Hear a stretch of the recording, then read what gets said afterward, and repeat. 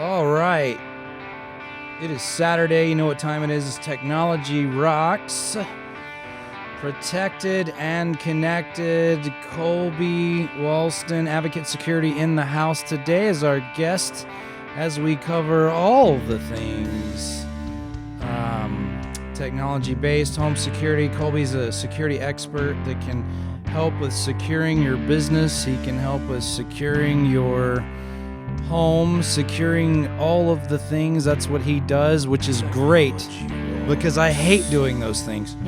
I like to blow stuff up, metaphorically. I don't blow your house up. I like to build things that go boom, and he protects you from people that want to go boom and get in your home. So that's what we're doing today. We're going to cover all things security. Kolby is no guest, or he's not a stranger to Technology Rox. He's actually been on Technology Rox before. This is the first time he's been in our grown-up studio, though. Yeah, this thing is beautiful. So I appreciate you guys having me, man. I'm looking forward to this. Oh yeah, no, all the things. One of those things. Ray is out on assignment, as Ray is doing. We are in studio with Mr. Gray, the high tech Ray himself, and then Mr. Wallace. Say hello to my little and friends. then I didn't realize that Mr. Wallace was a Genesis guy. Now, yeah, he's gonna have to explain himself on that one for sure. Because and we're not talking the car. No. He was a DJ, and one of his goes-tos was he's looking at this Harley Davidson record that he does not need, and I've already voiced that Record concern that he doesn't need it. And he said, "Oh yeah, one of my." I said, "You don't even have any records," and he goes, "Yeah, it's Genesis." And I was like, "All right, I need an explanation on your record choice, because I would have never pegged him for a Genesis guy." So, but he is wildly attracted to this Harley Davidson turntable that he does not need. And he keeps accusing me of stealing his money, and I keep accusing him of stealing products. So it kind of works out. And not a better guest to have in studio than our security advisor that can weigh in on all these things. And I already gave him a scenario. Yeah. If you watch someone take something and you know where it's at, it's not considered stealing. That's just in your mind. Yeah, that's just your... Okay, so... we're going to jump into this. So again, you can't talk about security without artificial intelligence. People are scared. People are scared, and we've kind of covered this on several different aspects of the show, that there's really not a whole lot of reason to be, but there are some things that you need to be concerned about. So things that have changed over the last 4 or 5 years have been security cameras, where they're manufactured, the licensing to manufacture them, the safety protocols that have to be put into place so you can put them into government buildings, all of those things. Access control has changed. AI analytics is now a thing with cameras. So we're going to kind of let Kolby weigh in that. So Kolby, in my line of work, I see DIY technology creeping in. Oh yeah. We see Ring, we see Google, we see all of these things. Simply Safe and ADT and all of that. So, where do you weigh in as somebody that just eats it, sleeps it, breathes it? It's your thing. Where do you weigh in on certain technologies like that? Well, there's definitely a separation between your professional. We're going to cover the subject of surveillance on this. Okay. Difference between your consumer products, which are the Ring, Google Nest, and Blink, things of that nature. Most of those companies, whether Amazon owns it or Google, were startup companies, IPOs, and they did not come from the traditional surveillance space. They grew up, and most of it was designed to be consumer driven, ease of use. Most of it's over Wi-Fi. It's not built and designed on the same level that a professional is.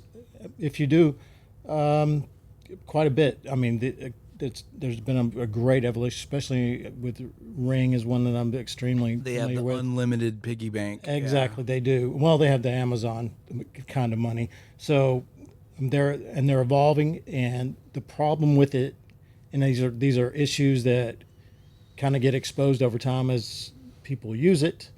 They work great if you're okay with some of your private information being available, or if somebody's technically knowledgeable enough, they can sit in front of your house and find out what they need to based on your use of your Wi-Fi cameras. So that said, some vulnerabilities there, but it's also to what degree are you willing to, possibly sacrifice that, So most of what I see with the Ring, and this isn't anything against Ring serves a purpose. It's better than nothing for sure. To me, the doorbell camera presents a sense of awareness unlike anything we've ever seen in your industry. But there are also there are better ways to do that as well. Sure. But what I've seen with Ring is it's basically a blurry video, and you see, yep, there he is. He's stealing my crap. There they are. They just broke my window in my truck, but you don't get anything out of it. Yeah. You're not getting any following. You're not getting tracking. You at best you get motion alerts when a cat or a squirrel runs across the driveway. So there's not any type of real time data and analytics and things like that. But again, it's better than nothing. It checks the box. Sure. Right. One thing I will say in the last 2 years, and last year specifically, since the beginning of 26. I think all cameras since the beginning of 26, with the introduction of AI, now you do have with the Ring cameras, you have the ability to bump the analytics package that comes with the cameras, and it can identify person, car, or animal, and then you can add professional monitoring to the mix if you want, which is, I think, we're seeing a massive shift in security away from traditional intrusion to a mix of an intrusion coupled with a surveillance package. So Ring has is doing a pretty decent job. And Ring, and I think most of these sort of consumer grade products are breaking into that, giving people the ability to pay for monitoring. And that's really more of a video verification. So someone breaks in your house, sets off the alarm, then the AI will say, hey, there's somebody in the house, notify a person who will then, they will call a dispatch center. On the professional side, you have basically this is the biggest shift I've seen in intrusion, detection in the industry since probably wireless devices kicked off in the 20s, or maybe before that in the early 2000s. But now you've got all that very powerful analytics combined with dispatch centers of people that are allowed to discern whether that's a Uber coming to pick you up, or if somebody's actually in your driveway that's not supposed to be there. So that's a whole different type level of tool. Yeah. Like that's I mean, it's one thing to be able to see somebody in your driveway. It's a whole nother thing for a company to monitor whether they're seeing something in your driveway. But to me, that's a kind of bad thing, because they know who coming to your house, when they coming, and all your business. So if the shit ever, excuse my French, if it ever hits the fan, Go ahead. If the crap ever hits the fan, then police got records. They got paper trails. They got tags. That's exactly the problem with the Ring neighborhood feature. Exactly. It was designed originally for police to go back and find forensic evidence, but it turned into a privacy issue where you can follow somebody through a neighborhood, or if you need to, you could go and do a AI search for, green car of whatever make, and it can identify everywhere it was in a neighborhood. So then you're right. It does become a privacy issue. And once that was identified, Ring kind of backed away from it. They're still doing it. It's still happening. So that's something that needs to be almost kind of like the Apple AirTag, where it's using everybody's cell phones to get tagged. Yeah, exactly. You say they're still doing it, but I think they pulled out of some contract they had with Flock. Axon. Yeah. I think a lot of people pulled out of that. The Flock issue was a major violation of privacy. So I got a scenario. My system is made by GW Security out of California. And then when I bought my system, I had a some Chinese made system that was in there first, but I wanted something local that I can get to, pick up the phone and call folks or whatever. So now, but the technology's moved so fast. Tell my system that's 6 years old is pretty much obsolete. They don't even have cameras now. So I had a camera go out and I had a spare, so I replaced it. But my next thought is okay, if I have another one go out, what I'm gonna do? Because they system use that quote unquote a proprietary protocol in it, but it's OnViv compatible. But all the 15 AI interface speeches that they advertise won't work on the straight OnViv side. Yep. So my question is, from a consumer standpoint, is what would be the next step? Because these are PoE cameras. Yes, and this is a professional GW branded. Yeah, it's a GW security branded NVR with the PoE built in. Because now they offer everything. You got to have an external PoE switch. And so, but mine is built in, and so it's all Cat. It's got its own firmware, so other cameras probably won't work with that. Well, embedded PoE. It would. I mean, it's OnViv compatible. So, but the problem is all the AI features that's tied to it. Because like I got two cameras that's P&Z cameras. PTZ. I'm sorry. Yeah. And so, but they don't have no AI in it. It's just straight cameras, and I can't seem to find a reasonably priced PTZ camera. Yeah. So he means one he can't just take out and say he hasn't stolen. My recommendation would be upgrade. You're not going to find anything that's retrofittable that's going to AI will be compatible with, because you have to have it on the camera side and on the NVR side. That's what I was about to ask. Is the AI part built on the NV more majority on the NVR side, or is where the NVR is manipulating and telling it what to do, or is it built on the camera side, or is it a harmony of both? In my case, yes. In my case, because all the cameras that they sell has an SD card slot that it could be standalone cameras. Yeah, it can. And then the camera alone, you could treat it as its own NVR. So let me. But if you're going to have one device, NVR needs to be on the same level, firmware wise, software wise, as the cameras. And what I like, about they have a software that I can display all 9 of my cameras on one screen, and the remote aspect of it too. So that actually brings up a different scenario, Byron. I'm actually really. Unplanned thing. Happy you brought that up, because Kolby, do you think that's why people get pushed into the DIY market, is because price? Not really even price. It's more of that. It's kind of like what in my world where I describe these LED screens that people are building right now. It's the Wild Wild West. I mean, there's a dime a dozen. You see it on Facebook Live all the time. You see it on Facebook all the time, where they do these advertisements, and there's these giant TVs that they're showing them bend in half and jumping up and down on them and all this stuff.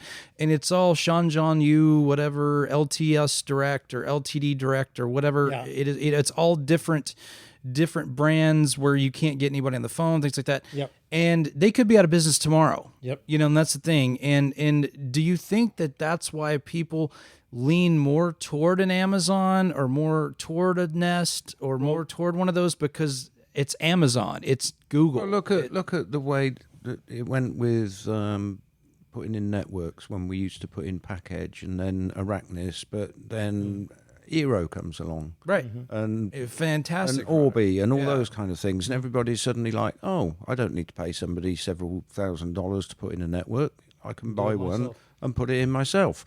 And then that same mentality just is a knock-on effect. I can now, I can do my cameras, I can do my alarm system, I can do everything, because I can do these DIY things. So basically you're saying it comes down to cost. But they're all integrated, because it's more of a general. My point was, is it a general concern of, okay, I bought 9 cameras, I have an NVR, I have one camera that went down, thank God I had a spare, I could replace it with an OnViv compliant camera and it would work, but maybe my PTZ stuff won't work.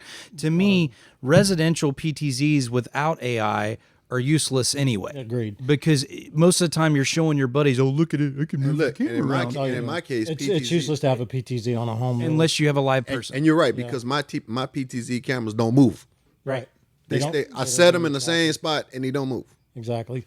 So then that's the reason for AI, because AI, what you would want to do is pair a PTZ with the fixed camera. So a fixed camera can see a larger those are image so or look sick. the opposite direction. Yeah. Yeah, or the fixed camera with the PTZ built into it. 32x zoom on Exactly. on the ball, and then it has a fix that catches it, and then this thing's like Terminator, it just freaking falls. Yeah, so it Tracking. detects movement or detects a threat. It'll grab it, zoom into it, and follow it across your yard or down the street even.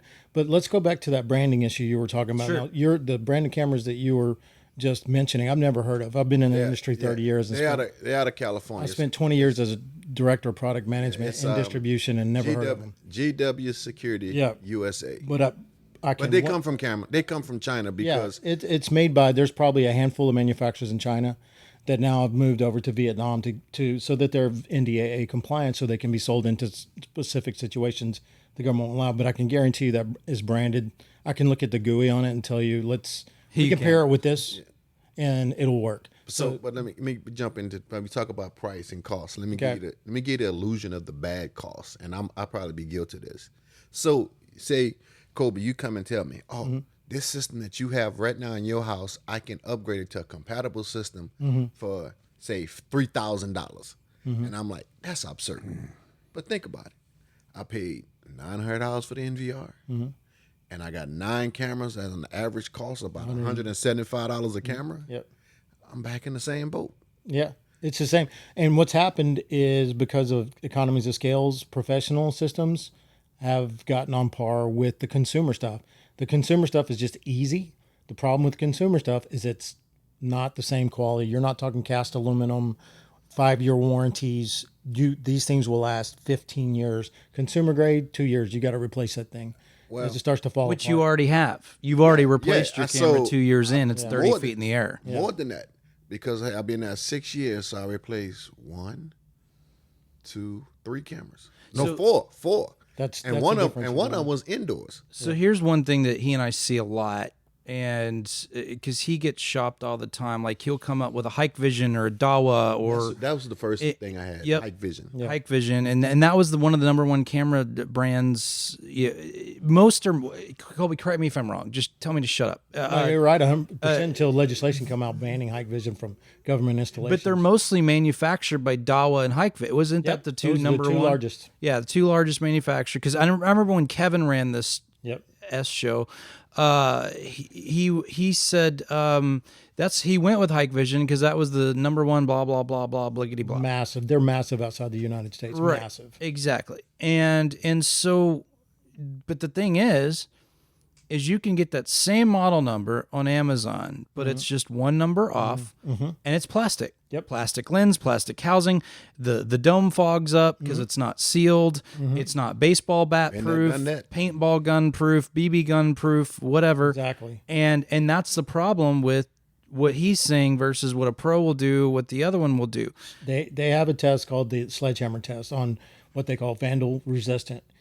Can you hit it with the sledgehammer and will it survive? That's for professional cameras. That's just one layer. But I can guarantee what Hike Vision does, it makes its own brand and it's got its own branded tech support, the whole 9 yards, which is pretty decent here in the United States. But they also rebrand tons of other Did manufacturers. they course correct that? Is Hike Vision allow NDA? They just rebranded to different brands and they'll move the manufacturing to course they to Vietnam or Philippines or wherever. That's what you were just trying to get to a few minutes ago. Is he was saying, I guarantee you that company. I can go be a camera. I can go to AlibabaExpress.com. We can start a brand tomorrow. We could start a brand tomorrow, and we could go out of business 2 years from now. And it happens all the time. Yeah, and it happens because they make their nut and they don't want to support it, and then it's done. It's very difficult. That's the most challenging part is the support. You have to have people in house that can answer phone calls and support customers, and that's the hard part. So and this is what I had. This is what I had a problem with. They want us to use TeamViewer to take over your computer to do your cameras. Yeah. The concept is good, but if you look at TeamViewers from the application from a security standpoint, The ports that it has to use to get to your. well, the application, let me back up. The Department of Homeland Security every week puts out what they call these CVEs. And all the CVE is a vulnerability bulletin of certain products. TeamViewer is at the top of the freaking I list. saw that. I read something on that. And it's from an application standpoint, it has more holes than Swiss cheese. So they want me to install this application on my computer, and then you remote in to help me solve my problems. Which 2 or 3 times I did because I had to have a choice. I was down and stumped. Yeah. But I mean, for someone that doesn't know, say that not this company, but another company, like you say, Alibaba.com. Oh, I want to come in. You got to say that at least one more time. Alibaba.com. Okay, there. Thank you. I want you to come in. That's why I said it. That sounded like an Eminem rap for a minute. It's like blah, blah, blah, blah, .com. And I was like, you got to do it at least one more time. They right next door to AfghanistanBrides.com. There you go. Oh, Wow. This became a different show, ladies and gentlemen. Yeah. But, say somebody else, you want them to put TeamViewer on your machine and remote into your machine. Someone who's unaware of what's going on or not watching what goes on the screen can get all the information off your compromised. laptop. Well, what you're doing is selling local support, and that's really what you need. Go local, buy it from somebody that can come by and has an established company that's been around for a little while and can come support you. Come to your house and help you fix that instead of having to sit down, take time out of your day, and do a remote session with the tech support up there. Alibaba.com. Did you- It's always somebody surveillance named company. Bob. That's Byron. not named Yeah, sure. Bob. Your name's Bob. Are you telling me you actually put TeamViewer on your PC and let somebody access it? It's a caveat to that. Well, I'm hoping you're going to yes. tell me that it was either ring-fenced or a virtual machine. No, it was a 2014 MacBook Air machine that cannot be updated anymore. And it's only strictly using for programming. When I And say if you do programming, update it, it's a nightmare. Trust me. I can't. Yeah. It's nothing off. Chrome can't. It's so old, Chrome won't even update. Good grief. So when I use it for, it's a strictly machine using the program DSPs, motorcycle ECUs like Thundermax. All those is just strictly a programming machine. So there's nothing on that machine to compromise. So, Ian, you have a different approach on your cameras. So Well, what are you? I'm a DIY person, as right, you but know. tell Kolby how you're doing that. I want to see where Kolby weighs in on it, because how I'm doing it. Well, no, because you don't have a manufacturer NVR. You have No, your I own don't. NVR. My NVR is a Windows 11 PC running software called Blue Iris, which Yeah. I'm sure he's heard I'm of. familiar with that. Yeah. Yeah. And I I've put got a when- couple customers that do it. They take my NVR, use it, and then they attach that software also Yeah. to the Well, camera. when I put this in, it was a big plan. I was going to probably have about 8 cameras, but they were like $300 at the time, and that was getting them direct from China. Bypassing, didn't even pay customs on them, as I recall. But it's like, so I ended up putting up 2 of those. And are they Blue Iris cameras? No, Or is they it are just Dawa, Dawa. Okay. and I put those up, and I installed the software. It's now got 5, probably. Well, I've still got that one to put up on the back of the house. So I wouldn't qualify that as DIY. That's a That's- professional system. He's it's- a different kind of do it. Yeah, yeah. That's know, showing it's like- initiative and knowing it's- what you're doing. It's yeah. high-tech redneck. Yeah. But I put these 2 cameras up, one on the front, one on the back, and they've been running Doorbell fine. too, right? Well, I'll get there. But Okay. what have I been running those first 2 cameras? Probably about 3 or 4 years. Something like that. Yeah. And I was reminded the other day about when I put it in. But anyway, 3 or 4 years with those 2 cameras, but they were like the best cameras I could get at the time with Starlight and the low light Starlight, vision. CMOS, and in fact the one out the front never switched to black and white because the street light was enough to keep it in colour, and the quality was Excellent. pretty damn good. But recently I wanted to put some more in, and Justin actually helped me install another one on the front of the house looking a different The Attic direction. Ninja. But the 2 cameras that I bought, they're Amcrest, which I believe is probably a Night Dahua vision. offshoot. Yeah. But they're very, very similar to the original ones I put in, but with better resolution. Mm-hmm. They are metal casing, they are housing. I wouldn't say they're vandal proof. I don't think anything that's just attached to the soffit is going to be vandal proof. It's never going to. It's only going to be as strong as the soffit. Yeah. Yeah. And so I had a little bit of trouble running the cable for it, but my friend here was very capable of getting that through for me. So It's all that yoga. what I ended up, I actually Attic bought. Ninja. Yeah. I bought two of these Amcrest cameras, and they cost me less than one of the original ones, but they're better. Well, economies of scale. The pricing has come down. And all of so it.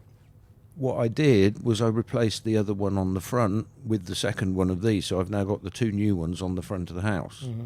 And then I've still got the original one out the back. And the only problem I have with it is the wasps try and build their nests in it. Yeah. You know, so every so often I go and give it a spray of wasp spray. But so I've still got one camera to put up on the back, but I've added to it. I put a Reolink doorbell up because that's got on-VIF capability. So it records to the same system 24/7, and the doorbell itself does its own app and its own SD card and everything else. So I've got Right. I've got both sides of that one. But I'm one of these people that I don't want anybody outside the house to be seeing it. Can you access it from your phone from outside the house? Yes, through Blue Iris have an app on the phone or the iPad. Is there a monthly charge for that? Or is it No. Interesting. There's an annual annual? maintenance support fee for Blue Iris. You don't have to pay it. If you don't pay it, then you never get any updates. You don't need maintenance or support. There's no reason to pay But for it's maintenance. like $35 a year for that software support, and you get new updates, etc. But you're still buying the PC and The PC, paying and for I the recently storage. updated the PC because I added cameras, so it wasn't the old PC was a really old i5, and it wasn't really up to it. So So, guess I got a question for you. Why? Yeah. What would be your aversion to using a Linux-based NVR that would do that recording? You just made his day because you said Linux. Well, that's what they are. They're I more know. secure than a Windows-based. yeah, but those NVRs, where were they made? Typically China. Thank you.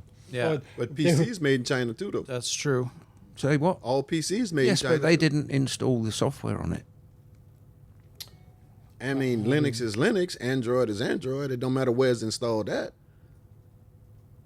No, but you don't know what I else think there's is a in back there. door possibly Yeah, in these yeah. NVRs. Here's And what my, I'll say. my view was, because I'm just like, Is there a way to, Byron? Is there a way that you could run any sort of test on them to see if there's a backdoor capability? You can run exploits. I mean, I used to be part of the vulnerability management team when I worked at the oil and gas company. I went all around the world doing vulnerability management, but vulnerability assessments where we would break into systems. Anything is possibly broken into if you give enough time. I'd be curious if there's my any of that being system. done on these systems. Yeah, My I mean, system is set up in such a way, because it's in a PC, it has two network cards, and the cameras run off of a PoE on the internal network, so it's ring fenced from Yep, outside. That's pretty typical to keep the network from being bogged down by traffic. Yes. yeah, that's but the that's problem, a number but the one problem is DIY when mistake. you put dual NICs in the machine.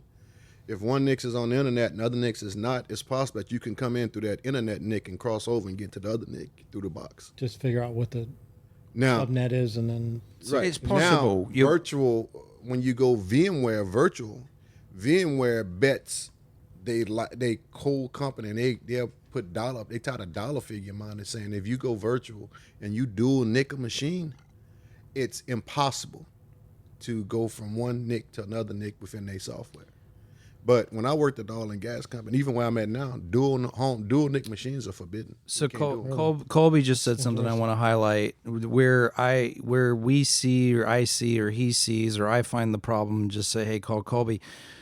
With most DIY setups, is my preferred method is I always like to hook the cameras directly into the NVR. That's my preferred PoE method. Colby may agree or disagree on that one. I agree. Most people, though, they get froggy with their cameras and they start throwing them on PoE switches and things like that. The problem with doing that, and he just discoverable. said it, is one, it makes them vulnerable. Number two, it creates an ungodly amount of traffic on your network that's specific to that NVR that bogs down other devices that could be in that same circuit.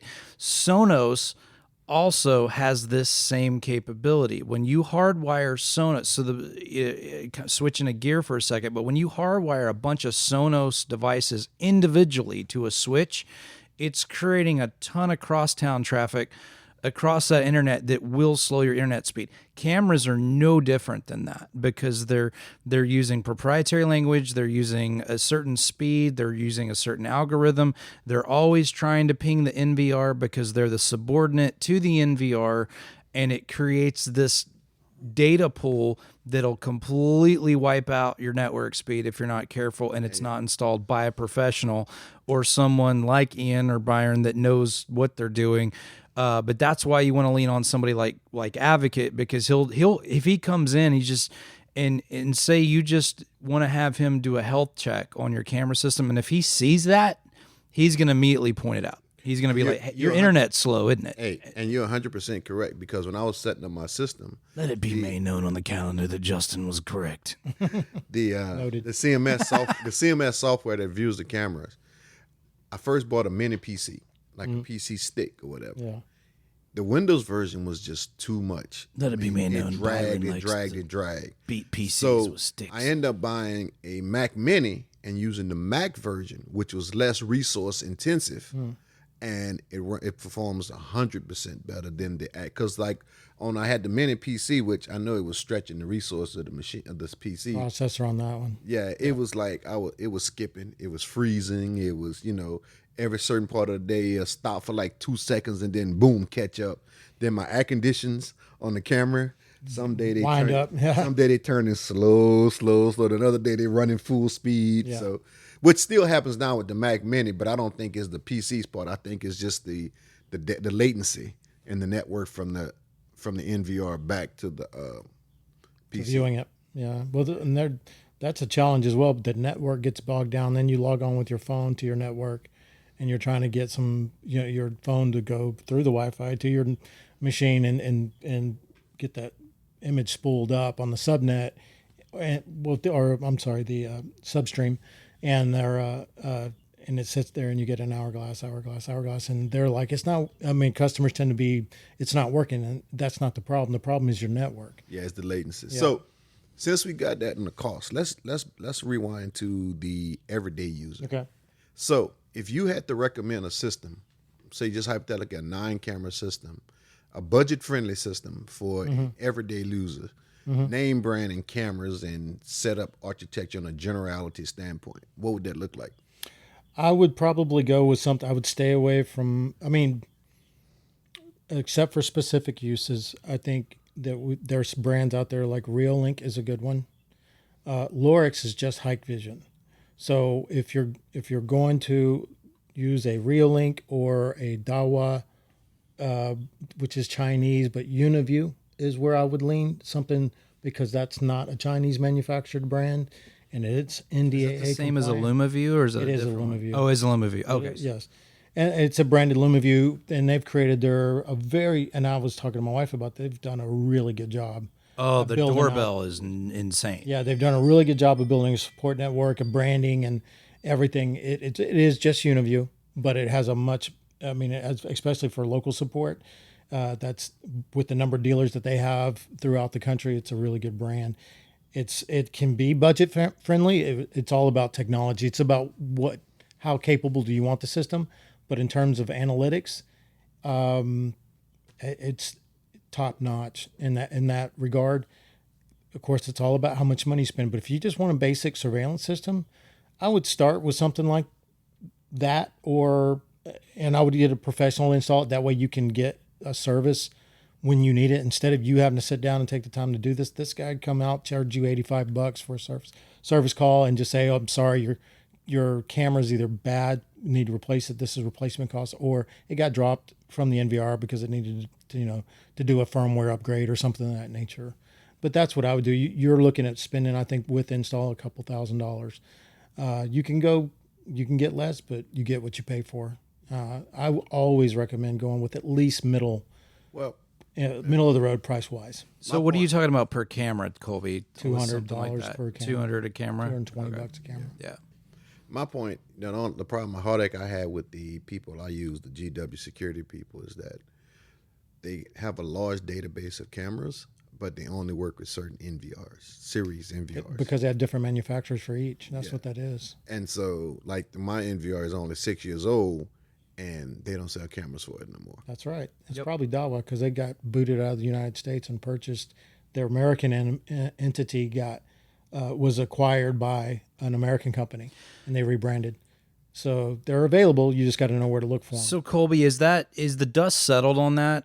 As far as not Dahua, but just as the dust settled between cameras and the government. I mean, I know we saw that during the Trump administration. He's the one that activated it because we had all these foreign cameras. We were arguing with them at the moment, and he was like, nope, get them all out of our airports, our post offices, our fire stations, all that. No, they were absolutely using the back door on those high vision. Yeah, no. And so is the dust settled on that to where it's calm now, or it's been established, and you have to meet a certain compliance. It's called NDAA compliance, and that gives you but it still has to go through a vetting process. I mean, you're not just going to sell it. So it's just like the router thing right now that's going on with the FCC stuff. Okay, because we did a show on that not too long. That was a heated show. We got a lot of pushback on some of them are for it, some of them are against it, some of them are just don't understand it. You know, what I tried to tell the audience then was that the FCC weighs in on everything. Every device you hold has to go through FCC certification before it can broadcast or receive information. It has to,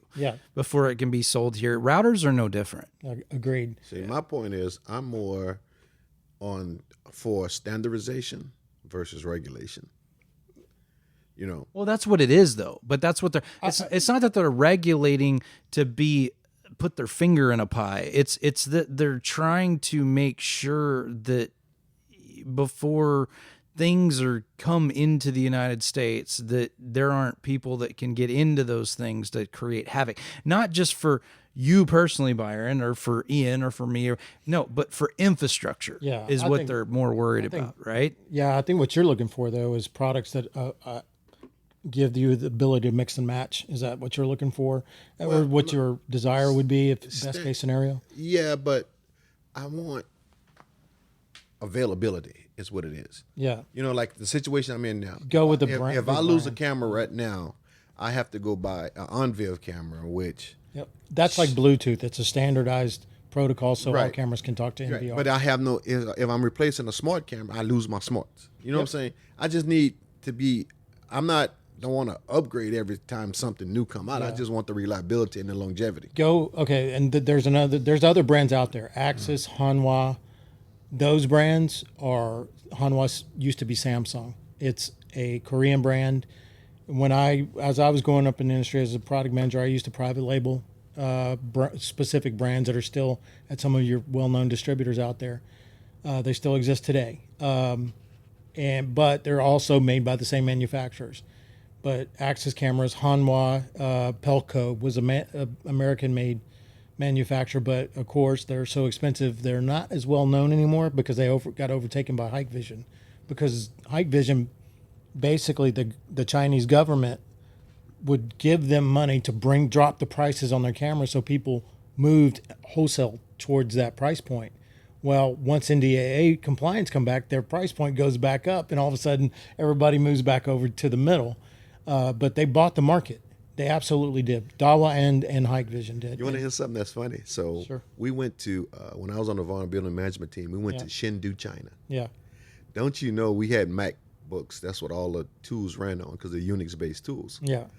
We had to clean our laptops with all the tools off to go through China's security. I would imagine you just have to swap a new laptop out. Well, we had a Chevron office in China. Okay. So we cleaned all the tools off to get through customer security, then went back to the office and downloaded all the tools back to the laptop, and then we got ready to go the same thing. So we had one of the guys who was Martin Marietta was my contractor. Yeah.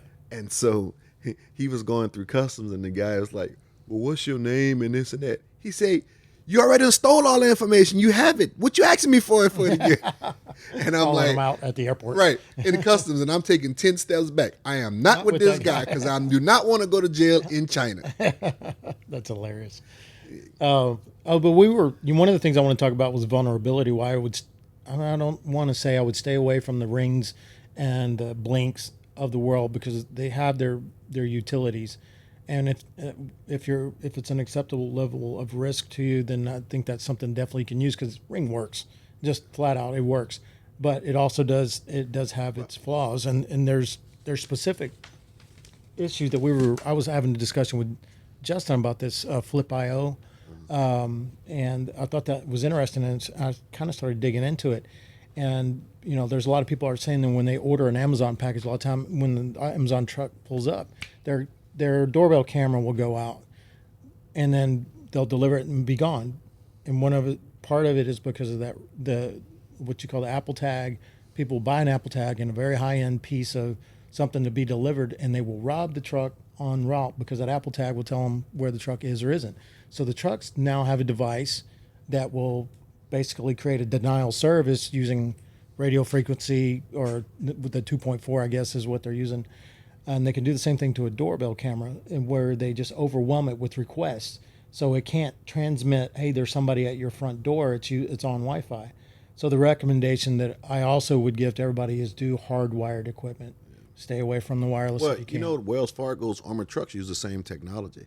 Yeah. So when they go from location to location, the guy that's in the truck does not know the code to open the back of the truck until they like 2 feet from the location. It's a roving code, and it gets transmitted to them as they show up on property. As they show up on property, so they can't propagate that code ahead of time, the route and all that, to somebody to rob it. Yeah.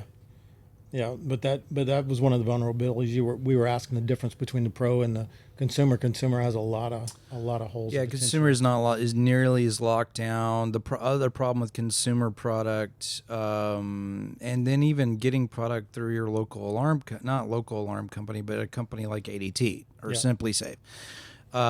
Is there's nothing simple or safe about Simply Safe, and the ADT, there's nothing wrong with ADT. ADT is a great company, and it's great for most end users. And the problem is you never stop paying for your equipment. Yep. That's the problem I have with it. So so you have a system like Byron or Ian or whoever. You own the equipment, but you still got to pay to use it all the time. Exactly. Well, they put it in there as you're leasing the camera or I beg to differ. You can differ if you like. But well, I'm just going to explain. Because I'm on an HOA and I have access to the ADT system at our community centre, and kind of I'm responsible for making sure that it's all working and that it's doing the right things. Anyway, we decided that we needed 2 extra cameras out the front to monitor the front of the building. Right. And we also needed one on the pool area that actually had an alarm and a floodlight and everything else and motion detection and all that sort of thing. So when we put that in, he took the old camera down and he said, "That's your camera." And you just can't use it with anything. If we wanted to put it back up and attach it to the system, we can, but we haven't got anywhere to put it at the moment.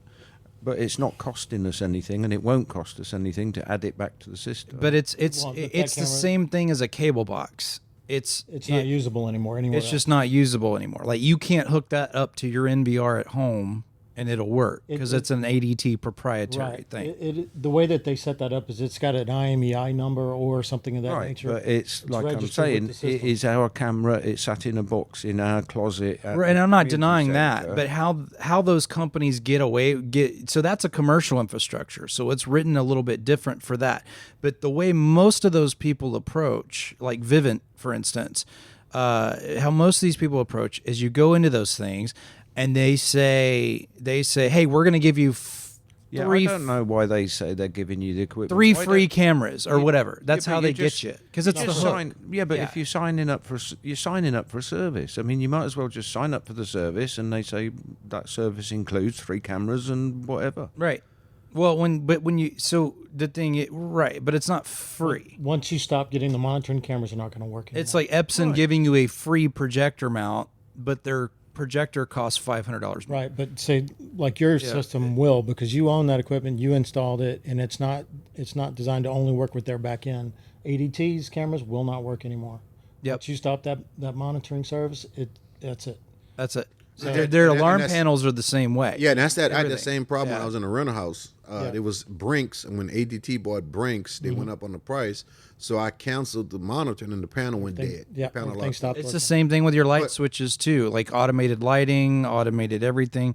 But commercials are maybe a little bit different because typically commercial infrastructures pay more. They don't haggle with the price as much, things like that. Whereas on a residential, but usually that giant hook that they throw out there in the water is we're going to give you free this and this and that. But you'll pay $20 to $30 a month for those cameras, but you'll never stop paying. You'll pay for that camera in the first year if you'd bought it yourself, with a different brand, like Kolby, for instance. Kolby does monitoring and all that stuff. Mm-hmm.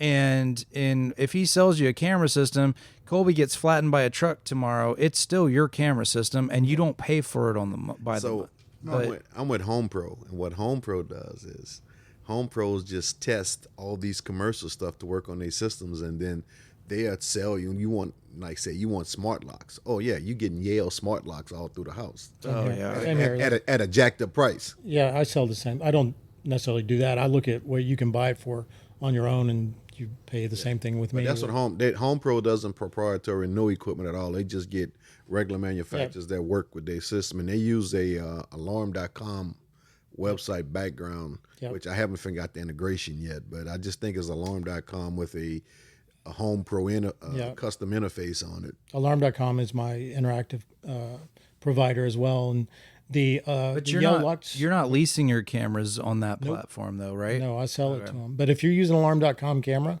and you're being monitored and you stop paying your bill, it all quits working. And that's just the way that's designed to work. ADT is probably an alarm.com platform, rebranded ADT. Yep.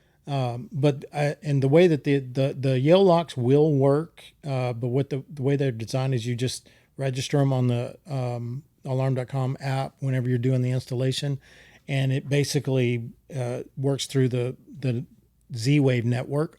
The alarm panel itself has a Z-Wave wireless card in it, and it talks to that lock. So that lock will work if you buy another controller. Yeah, I have a quick set, and that's what I did. And I put them all in myself, and I program into the alarm panel myself. Exactly, but they'll continue to work. Cameras won't. Yeah, well, I don't have no cameras in my system. My camera system's separate. It's a separate deal. But my garage door tilt sensors are on the alarm system. On the alarm system. The door locks is on the alarm systems, and the Windows vibration brake systems. It's a Honeywell. Yeah. I don't know what they are. I don't sounds know. like it. It sounds like it to me. But they came with they live about this big, about yay big, flat. Yeah. I'm familiar with them. You can take one of the good thing about security system now on alarm.com and give you the ability to take a legacy system like a Honeywell or even an old ADT. I can take that and take it over by snapping. Can manipulate an ADT panel. I can take some of it over. I can't do anything with the cameras. They're dead after that. Doorbell camera, dead. You all of that has to be replaced. That's why I recommend you use something like a, if you can do Ring is okay, but you're still paying a monthly charge for that. If you want to see your footage. Yeah. That's if you want to see. I would go brand everything the same so it all works together. I did notice something that was kind of strange to me. Say, for example, my door lock I had. In order to replace that door lock in the alarm system, I have to remove it. But I can only remove it if it's active, alive. So if the door lock dies and can't talk, I can add a new door lock, but I can't name it as the same name as the old one because the old one is dead. You have to delete the device. You have to delete the device on the back end. It's only let me delete the device if it's alive. Right. Are you with the monitoring company? Yeah. Ask them to do it on the backside. They can. Well, I was able to. I stumbled on it by mistake, because I disconnected the lock. I was going to replace it, and then I tried to come with a new one, and then so I just put the old one back. That's when you bought the lamp dimmers. If it's Z-Wave, the keypad was jacked up. Yeah. It would talk, but I couldn't use the keypad, so I just powered it back up, deleted it, and then swap it. But I thought going forward, if it wouldn't power up, it'd be dead. Then the alarm panel, because the alarm panel don't let you delete it if it's dead. The monitoring company, if it's Z-Wave, they can force remove it. Yeah, they can force remove it. They have to do it on the backside though. Yeah. So it is, and that is even for me as I do tons of these installs, and like you, a lot of customers are evolving. They're doing intrusion, surveillance, and they're automating their lights and their locks. So you basically can, Justin does these very, very high-end homes with, automation. This is what I would call a budget-friendly automation capability, and those cameras you can use those cameras to set up rules they even have facial recognition now, so they can identify friendlies. I mean, it's quickly evolving. So they can unlock your door when you walk up to the house if they recognize you. And that's kind of the evolution. The problem we're having is the vulnerability of, like we said, don't use Wi-Fi devices if you can keep from it. They're easy, simple. You snap on, pair it to your Wi-Fi. That's all well and good, but the reality is it's just not as secure. But I mean, they can be. Well, that's what me and installed to be secure. And had the discussion. He was talking about this Z-Wave Plus that's long range. Yeah. And I told him, I say, it's fine, but once they get outside the house, you're more vulnerable because you can't control you can't control the access no more because you're outside of the house. Well, they have encryption now. They started encrypting it, and that's another issue with the SimpliSafe. It's not encrypted. You can go into a house with SimpliSafe in it. If you have a two-way radio in your hand, you key the mic, it'll open all the contacts. Well, encryption is like you do a VPN. Exactly. People that do VPN tunnels, they don't encrypt the traffic inside of the tunnel because it slows the speed down. Right. But if you want to be quote that much secure, you need to encrypt the traffic. Yeah. So you got to make a choice. Do you want security or you want speed? Well, so, and that brings us up to our next thing is when you look at, surveillance protects the things that are inside of your home. That was a thing. Let's go from the 80s, the 90s into the 2000s. Now we're beyond that, coming in toward the first quarter of the 2000s, or into the 2026. But in my line of thinking, theft is happening without tangible asset. Theft is happening digitally. Theft is happening by not protecting your router and keeping the service providing name and password on your router. Theft is happening by people like with these flipper IOs that are flooding your network, pretending to be your router, and then all your devices jump onto that. And guess what? They can manipulate those things unless there's checks and balance. Theft is happening with identity. So Kolby, so for somebody that's an advocate of security, yeah. No pun intended. That was pretty punny, by the way. So you like that one, huh? So somebody that's advocating or is an advocate of security, how are you approaching? Because I know that canvas has changed now, really, because it's not just about people trying to break into windows and steal jewelry and cash and things like that. It's now your clients are vulnerable on a different side. So have you shifted your business to focus on things like that as well as far as security? Absolutely. Like that? Well, what we were just discussing in terms of the security system and back doors and things of that nature, I think this is probably Byron's specialty. But anytime that you need to vet, if you're having a system installed, for the people that are listening, that you need to make sure you're asking specific questions about the type of equipment, who's the manufacturer, historically speaking, can you look at quality of this product and do some research on the history of it, plus the installation company. You make sure they're licensed, they're insured. And because anytime that you're getting licensed, especially in the state of Texas, you have an FBI background check on not just the person that owns the company, but every one of the people that work. All of the workers. So you're not going to get somebody that just got out and needs a job, got out of prison, needs a job, and is out installing cameras. You definitely want to make sure that they have a B license on their truck. So the way around that is you're seeing a lot of people refer to them as surveillance cameras, not security cameras, and that's how they kind of get around that jargon. They're not getting around anything. In the first paragraph of the statute, cameras are the first thing that's addressed in the statute for the state of Texas. It's a $10,000 fine the first time one of those installers is caught, but it doesn't stop them from doing it. No. The licensing is just a requirement, and that's how that is addressed from the state level, from a manufacturer level, and as a person that recommends systems, you have to be very aware of. Because if you get dragged in the court levels, if there's something that's tragic that happens and your facility, or they ask who put your cameras in. That's the first thing they ask is for your license number. And believe me, they already know it before you even answer the question. I just want to know if you have it. Yep. Exactly. Yep. because then they'll be like, okay, well, how do we know this person didn't do it? He knows the house inside and out. He knows he put the NVR in. How do we know that this person isn't responsible for all of those? Which is why I hate that industry. Yeah. Hey, there's a Law and Order episode about the exact same thing you're talking about. Yeah. Oh no, I guarantee it, because it's This dude- happened. Yeah, this guy was going in and raping women who had their security systems deactivated because they didn't pay their bill, and he targeted single women that was in the house, and he had the list from the security. Well, I mean, ladies and gentlemen, there are scary things that have happened in your community right now. In this community, in the Woodlands, Texas, there with people that we know, there are scary things that happened every day. Everybody thinks we're in this bubble because we're in the Woodlands. You're not. You're not in a bubble. There are people that hack into your garage doors. There are people that camp your house. There are people, I've known folks where people have broken into their home and have stayed in their home even while police has searched the home. They were still in the home and made it through it. I mean, there's all kinds of spooky situations that have happened in the Woodlands, Texas. Yep. And this is why, yes, I'm all about saving money. I'm all about doing it myself. I'm doing it here and there. But, we tell a story. When I worked in the automotive industry, I told a story all the time of, I'm going to change my own oil.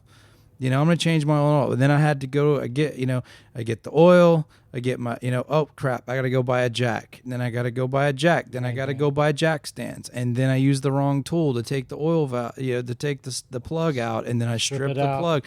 And then now I got to go buy a new plug. And then I got to do this and do that. And next thing you know, you got 3 days into this because somebody like Kolby can do it within a matter of a few hours, Yeah. and where it'll take you a few days, and it's still not done right at the end of the day. There are vulnerabilities where somebody that's as talented as he is can walk your perimeter and be like, okay, here's your dead spots. Here's, if I was going to break into your home. And this is why you have to be vetted by the FBI. And this is why you have to be vetted by the state of Texas. I'm vetted by the state of Texas. Have had all of these background checks and licenses. Ian has too. We did that, yeah, but yeah. I don't think my security You have to do license continuing education to keep valid it up anymore. Yeah, it was a long time but ago. you can re-up it. It's one of those things where you can re-up it and things. I had to get licensed because I was integrating automated system that we were running back then. to see your cameras. With an alarm system. Yeah. I wasn't programming the alarm system, But you touched it.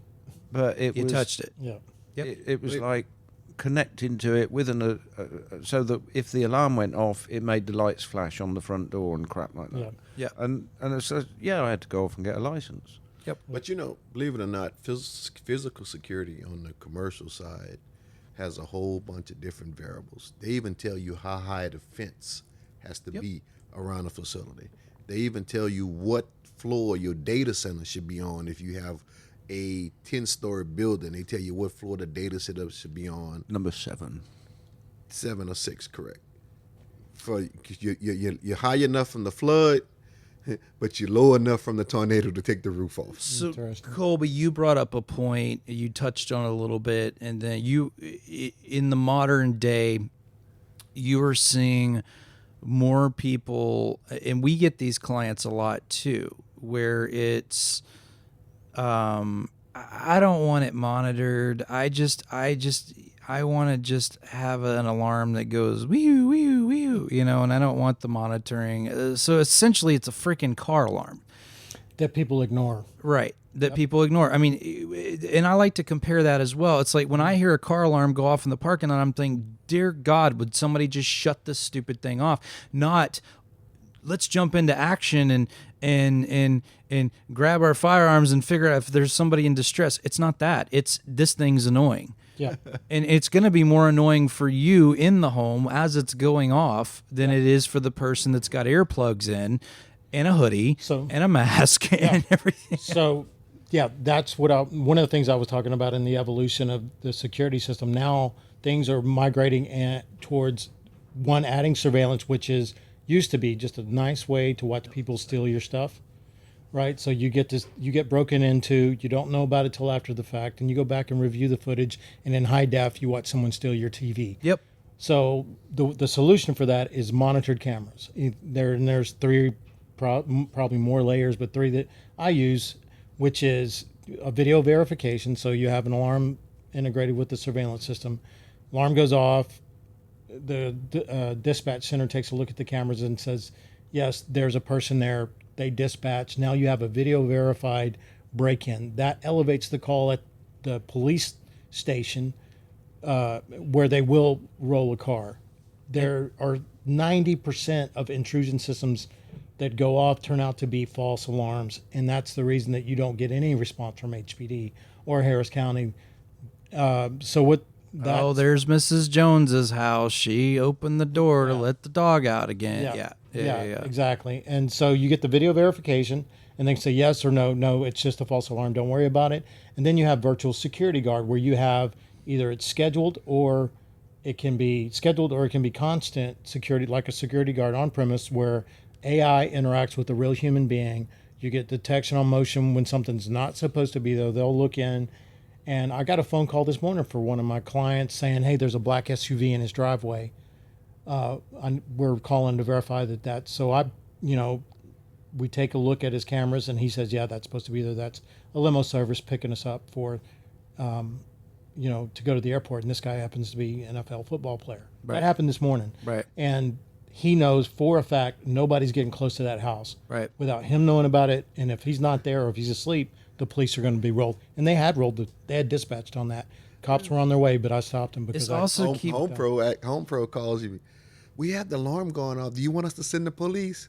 No, just the alarm just going off. Don't send nobody. I'm gonna take care of it. Yeah. And you get that response from people too. No, I'll respond if somebody's breaking in my house. No, don't do that. Yeah. You don't want to do that. Trust me, that's a whole nother legal soup that you don't want to swim through. The crazy thing about it was you calling me, asking, do I need the police? Well, the cameras remove that whole issue. They can look at it and say that guy is using a hammer to break a window. Call the police. They don't even have to call you. And you can set up the schedule. Say if you look in and you see somebody's breaking a car window, you call the cops. Unless it's the homeowner, which is already going to have those cameras. You can arm and disarm those cameras like an alarm system. Right. So the other or thing, you can schedule it. So and and back to the thing, like Justin said, you just hear a car alarm going off and you ignore it. Mm-hmm. That's the same thing happened to me. I live on a golf course. Yep. And so golf ball hit windows all the time. Yeah. And it sets off the freaking glass break sensors. But I'm like, this all also my glass break sensors are tied together. It's not zone. It's just say glass break. They're yeah. And so I don't know together. I don't know exactly where they're at, but I'm like 90% of the chance that's a golf ball. And I'm just like, okay, fine. This also keeps you getting inundated with peppered motion detected. I mean, there's a client, a mutual client that he and I have that has beams on his yard. He's got all this stuff. And anytime a squirrel goes and takes then he's going to get emotion alert. Yep. And this the type yard guys out there. And this type of service is going to cut down on that, because it's going to be like, oh no, that's just Mr. Jones's Doberman just wandered in his yard and he's sitting in the yard or whatever, doing whatever. And so a lot of that it cuts down on that. Go ahead. That specific customer had a person drive up to their front yard, jump out of their car, walk through the front gate, and of course then you get a notification, cameras on it, into the house. And stood there thinking like it was and immediately, of course, I get a call. What can I get? Something on this, some record, send them video. Then they have their private security there that's always on site, and they're doing they're finding out who this person is, but they just walked right in the house. Yep. And because of the camera system, you can look at it and go, nope, that person's not supposed to be there. Yep. And they had 3 nannies in the house at the time, but it didn't stop it from happening. By that time, it's too late. Yeah. But that's why you need that. That is when you need that level of security. You got to have somebody there can even look at the cameras and say that person's not supposed to be there. So, and there's a level lock of the door. If somebody wants your stuff, they're going to get your stuff. Yeah. In the surveillance world, it gives you a marker for insurance purposes. Yep, there he is. Yep, there goes my TV. Yep, there it goes, there it goes. But then there's another level of that. There's the level of you have an NFL player. There's CEO of companies. There's HGTV person. There's all these types of things that create the other creepy factor of things that can happen. And things that will happen where you need that extra one up. Some of the brash of things that I've seen in our neighborhood is one night. We were asleep. We have 4 alarms that if a mouse sneezes outside of our window is going to go off. So one of those alarms sleeps in the hallway. It's just where he wants to sleep. When he feels like everything's comfortable, then he'll go sleep. He'll go jump at the foot of the bed. But most of the time he's sleeping in the hallway, because he likes it. There's 3 doorways. He just likes to monitor what's going on around the house. Well, it was about 3:30 in the morning. He went off and we were just like, what's going on? And we heard the garage door, open. And not, it wasn't just one garage door, it was both garage doors were open. And I said, I think I just heard one of the garage doors open. And so I popped up, jumped in, ran down the hallway, or ran because it's just a straight shot, ran right down there and opened the door. Sure enough, both garage doors were open. Spectrum Broadcast. But Bo had spooked them. He had spooked whoever was doing what they were doing. But what they do is they case these neighborhoods and they go through these neighborhoods and they hit garage door openers and they just hit them and hit them and hit them and just go right, just drive really slow down the street. And you'll see this on Ring floodlight cameras and things like that. You'll see people driving really slow down the street. And it doesn't look like they're really doing much, but they're just going abnormally slow. And what they're doing is that they've got 3 guys in the car and they're all hitting garage door openers is all they're doing. And as soon as they get one open, that's it. Because most people, maybe sometimes they even leave their keys in the wallet in the car because they don't want to look for them in the morning. Maybe they got to leave early in the morning. That's the dumbest thing you could do. Or a handgun. Or a handgun, and all they do is they jump in the garage, open up. They're not trying to get in the house. No, they're just trying to shop to see what's left in the car, and then they're out. They go. Sometimes they take the car if the keys are in the car. So it just depends. And a lot of folks leave their keys in the car, which is a really bad thing to do. But there's actually a non-technology way to protect yourself from this ever being a problem. And all you do is you flip your garage door panel down, the little button on there. I don't care if even old ones have this button. There's a picture of a little lock on it. And you make sure everyone's home before you hit this button, because once it's hit, there is no RF communication. Doesn't matter how good you are, what hacker you are, doesn't matter. It shuts down the radio antenna that's going to that garage door. And it does, and that means external keypads as well. You can come up and even know the code of the external keypad. You can hit this code. Does not work. It shuts down all RF communication that goes to this garage door. And it's a simple thing that anyone can do, and to protect their car, to protect the inside of their house, heaven forbid. So, because most people don't lock the garage door. Most people don't lock the garage door. They don't lock the internal door that goes into the home. And that's usually the biggest vulnerable spot. That and the master bathroom is what I've seen is the most hit areas. Yep. Because that closet's where you keep the valuables and the handguns. That's where you keep your safe. Gun closet. Yep. Yeah, that's where you keep your safe. And I don't care. Oh, it's okay. I just got glass blocks. That's great.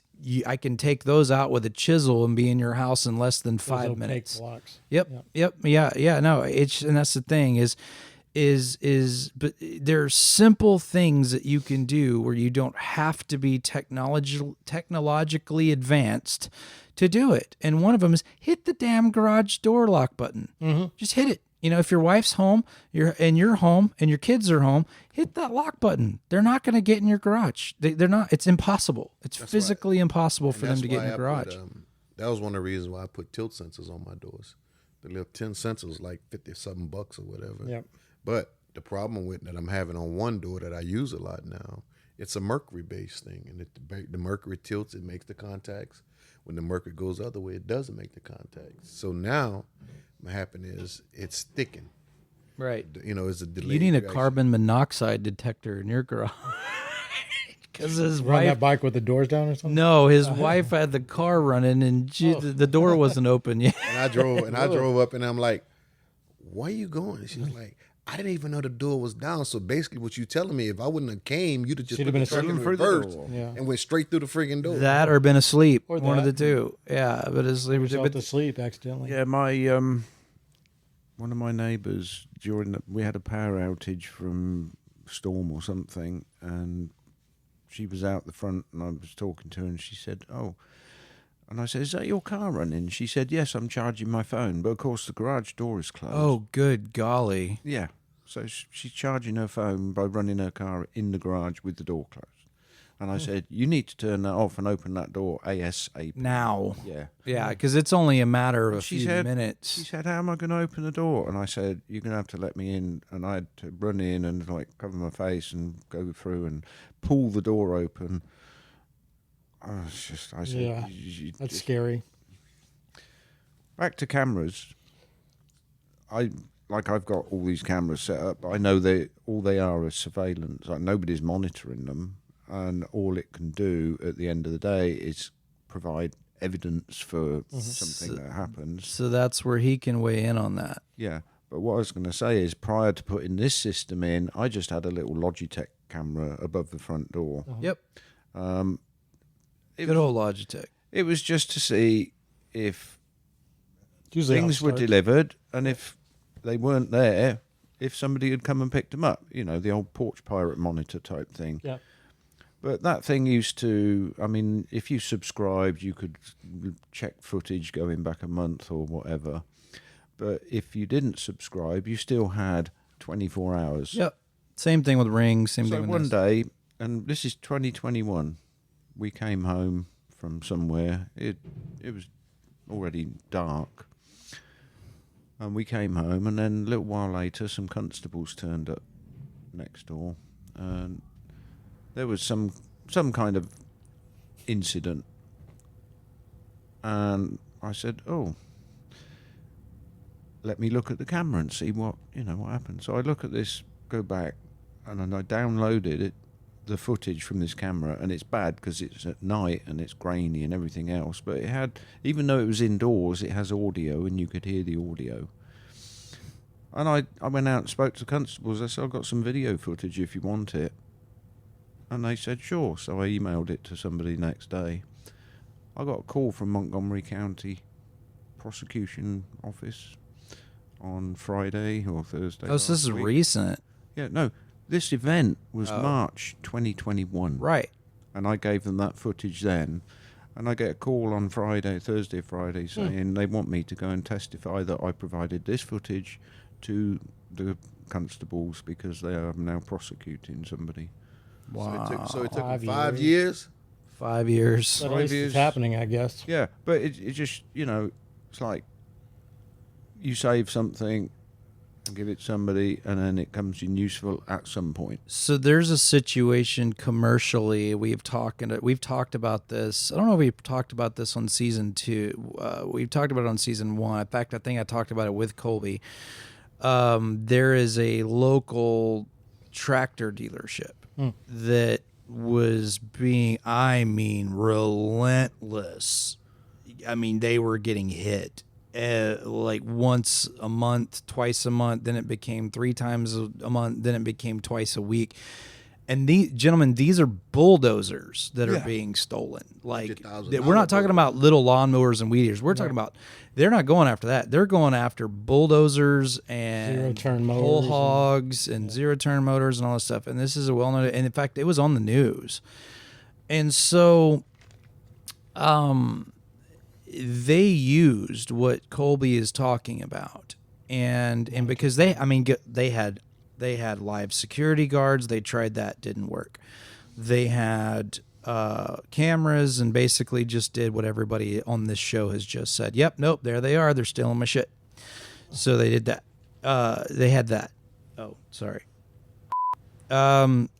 I think you can say that. Prolonged beep. So I'm trying to stay out of the explicit territory, but it just Well, is it's what not it is. explicit. It's, everybody uses that word. Everybody takes one too. It's fine. No, they don't take it. They leave it. They leave it. Yeah. They have a human waste collector. There you go. So, and here's the thing. At the end of the day, they used all of these. They used alarm systems. They used the bullhorn that was like, "You are being watched," and they just waved. You know, there was one camera footage where they just waved at the camera as they were taking a backhoe, and they didn't know what to do. And so the GM is a friend of Jason. Jason reached out to me. And I said, well, there's this new, and this is back then, this was 10 years new. ago almost, right? Yeah, this was new. It was a newer thing. And I said, well, there's this thing that they can try. I don't know a whole lot about it, but let's make some calls and see if we can find somebody that does all this. This is before that even Kolby, I think, had it. And so, or has it now. And they did it. And guess what? It cut their theft down by 98%, 98 percentile. So better than a monitored alarm system, better than a live security guard. Because the reason why is somebody will talk to them through a camera. Like they'll have a camera on, and they'll start talking to them through an audio system that's broadcasting around the yard, and they'll say, "Hey, yep, you in the hoodie and the green pants, just letting you know, brother. We're going to call the cops." But by the time they already say, "Hey, we're going to call the cops have already been dispatched 10 minutes ago. So all they're doing is keeping them busy and keeping them moving. Right. So that the client I was telling you about, the NFL football player, has a talk-down device that has a siren. And the first thing it will do is they'll look down, they'll see somebody's on property they're not supposed to be. They'll give them a warning. Hey, you need to leave. You're being recorded. And the police will be dispatched. And they're already there. And they're already on their way. But it goes off. You're already screwed. Red lights. Yeah. By that time, cops have been called. You've got a description. And they caught them. You can see the car they're in, and they'll catch them. They caught them. So is it against the law in the state of Texas to booby trap your house? Yes. I don't know. Booby trapping is illegal, yes. You can't bait someone in, that's for sure. No, like I said, if someone break in, part of my security system is I got all these. I think we've had a situation where a guy set up a shotgun on a door, and he got in trouble for it. Because, you can't because you don't have the person had the chance to run. So when the perpetrator opens the door, it goes off automatically or something. I remember this is a long time ago. If you're going to play that card, if you're going to play the card of using a firearm, but you've already have it set up, then they're going to crawl through. But you got to remember. So let's paint a scenario, Byron. You set up a booby trap. Couple kids come in the house or try to get in the house. Booby trap goes off. That's premeditated already. No, I'm not trying to kill nobody. What I'm trying to do is capture and torture.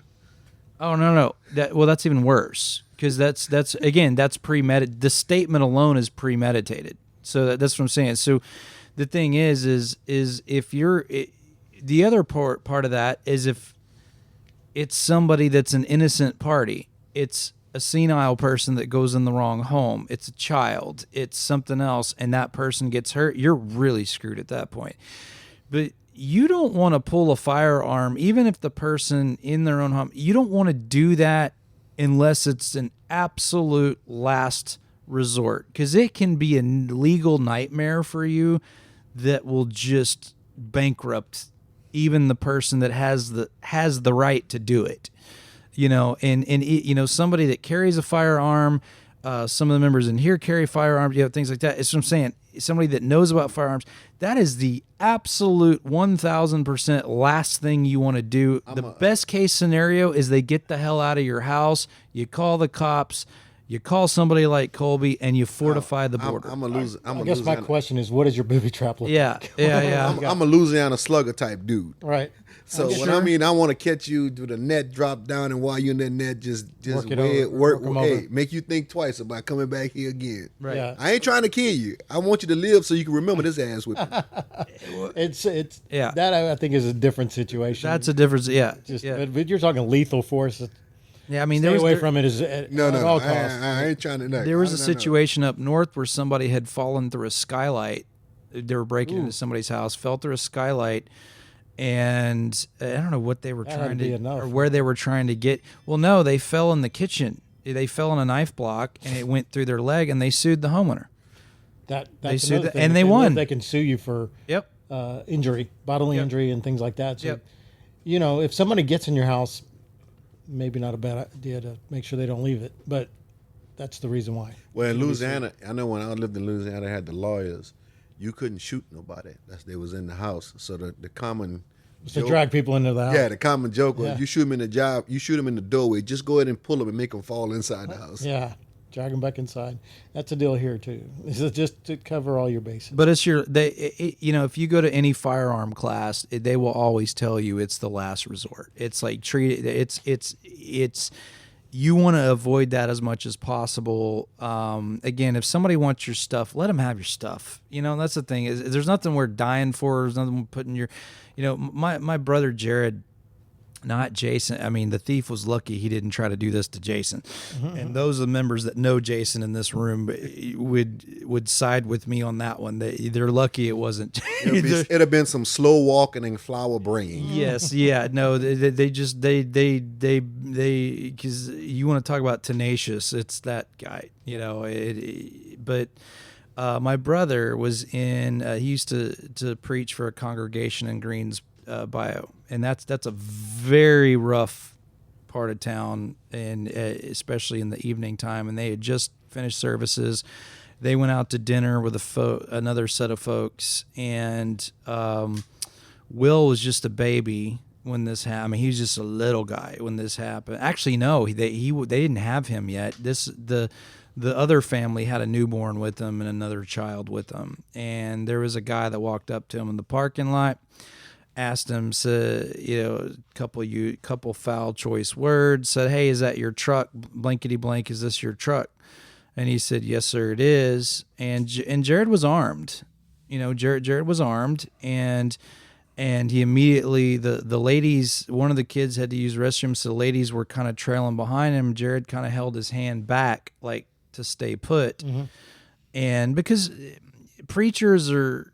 They typically get approached by all kinds of folks, but that need help or anything. But this was not one of those folks. This guy had a 44 Magnum, the business end of a 44 Magnum revolver pointed at my brother's face, and to the point. And Jared said, "Yeah, no problem, man. Here, you know what? It's just not where And you think about things of.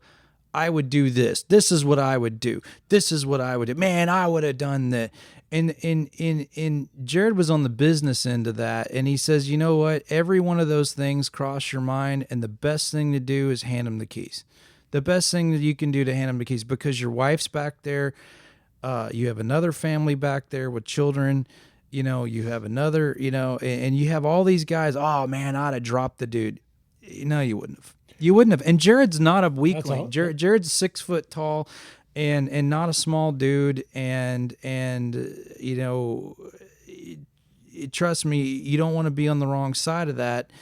And either he's not porcupine like Jason. Jason's like a cornered badger that's just pissed off to be pissed off in most cases.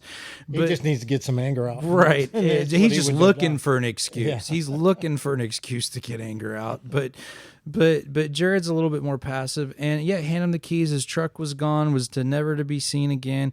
And I asked him, man, what do you think? If you could go back, would you treat that situation different? And he said, no, I wouldn't have. He goes, I have my wife, Jason. It was a different Jason or John. Sorry, John had his wife. He still has his wife. He still has his children. And I don't have a 2002 Ford F-150. Big deal. Who cares? Who cares? And that's the best course of action you can do. If people want your stuff, they're going to get your stuff. And right now, a lot of it's smash and grab stuff. It's not heist stuff a lot of that's not going on. It's more smash and grab, smash the windows, grab the quick things they can go, and then it happened to me. You had it happen at a Cracker Barrel parking lot. in his truck. New Just truck. recently. He has a GMC truck, which is one of the most top trucks right now. Stolen, Thank you to Flipper.io, that is stolen. And oh no, you can, if you get the right key card in that thing, you can capture key fobs and unlock cars Unlock trucks. all day I've long. had that happen to me. I lost the laptop with the backpack. Thank God I didn't have a firearm in it. Yep. Flipper.io, it's the new window break without breaking the window. Yeah. It's the new window break. You don't need it. They don't need to break your window because of this little device. And trust me, when I got a hold of it, when somebody that knows what they're doing gets a hold of it, dude, in a matter of 2 minutes, I'd never touched one of these things. I was holding it. I could unlock brand new trucks because my employee has one. Unlocked his 2026 F-150. Oh, wow. I was adjusting my thermostat, which probably why it doesn't work anymore, because it probably scrambled it and screwed it up. I was turning TVs on and off. I was shutting lights on and off. And I've never touched this device, and I held this thing for 2 minutes. Wow. 2 minutes I held this thing, and it's what I'm saying.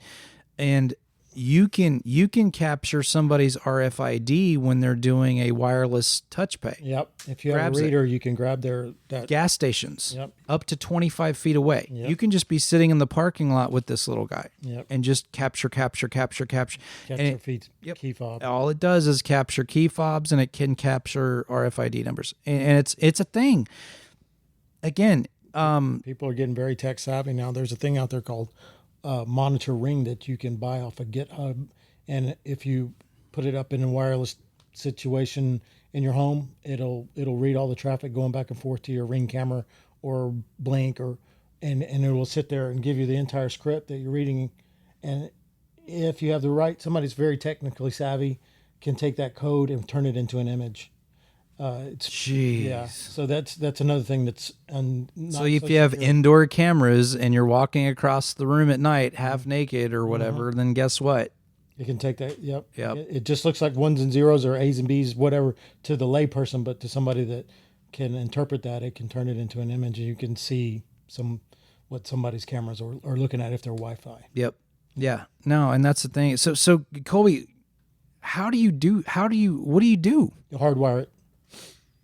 Plain and simple. Don't put that information out there to be easily, accessed. And Hardwired and separated. Yeah, and separated.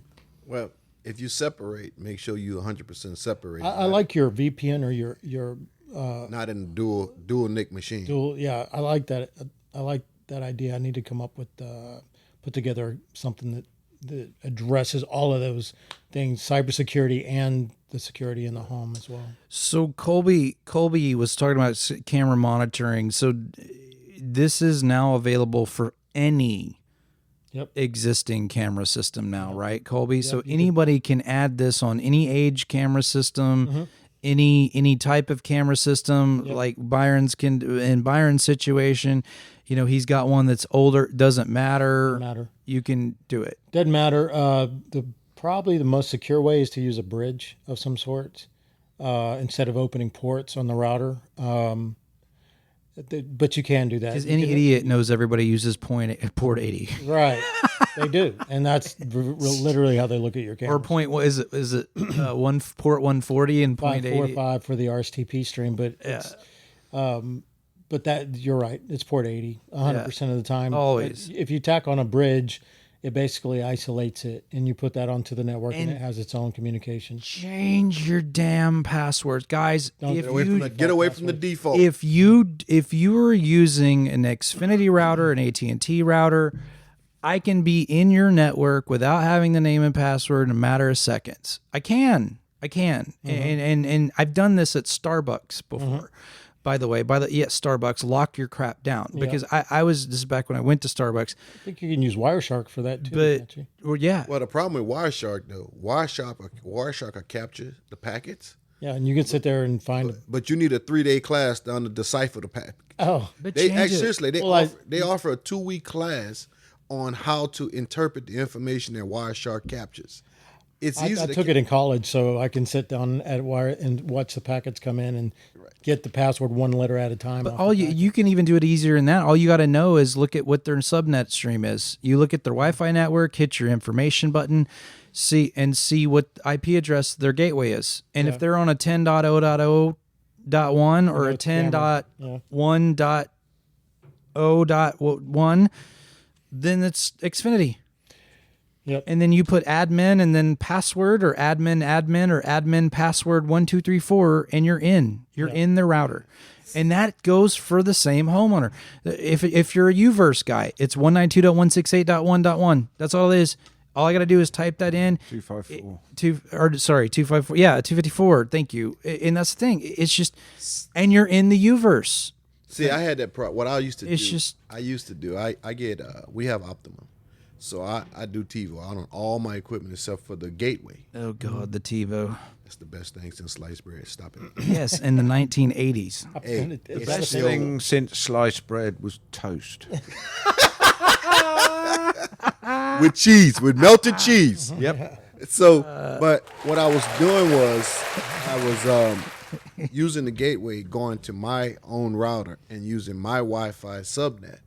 But the problem came in as that in order for it to do that, I had to set up my router as a bridge. So every time I changed the freaking gateway, all my IP addresses changed from 172.20 to 10.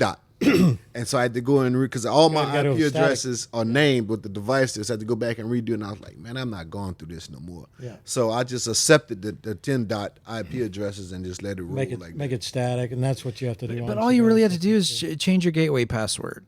That's what I mean. Is like, don't use stock Wi-Fi passwords. Well, just because a service provider gave it to you doesn't mean you have to stick Optimum don't give you with the ability to change it.